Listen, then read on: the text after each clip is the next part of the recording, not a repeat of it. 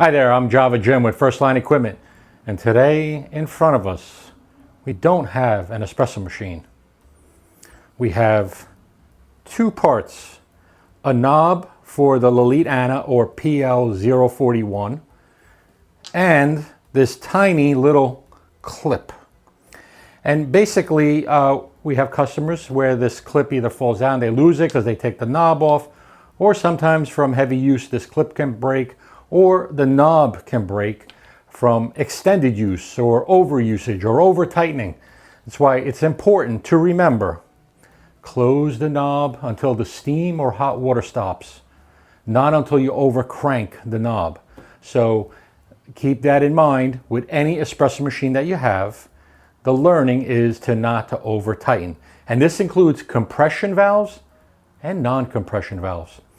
So you'll see this a little angular section here, and there's a vertical slot here that's kind of straight, and you're going to get a close-up on this, but basically the rounded edge, okay, the outside round is going to go into the vertical here where there's a big slot over here for the steam valve stem.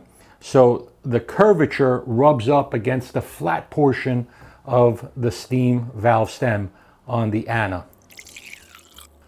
It's basically how you get this clip inside, and you can use some needle nose pliers. These have been around here at First Line for ages, and you can try to insert that clip even further in to the slot so it doesn't come out.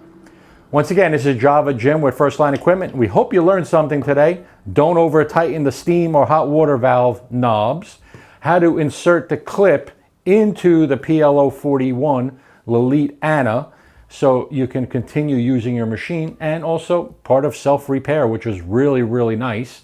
And please subscribe to our social media channels, being here on YouTube, also Facebook, TikTok, other channels.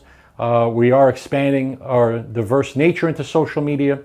And as they always say, coffee first, everything else second. Thank you for watching.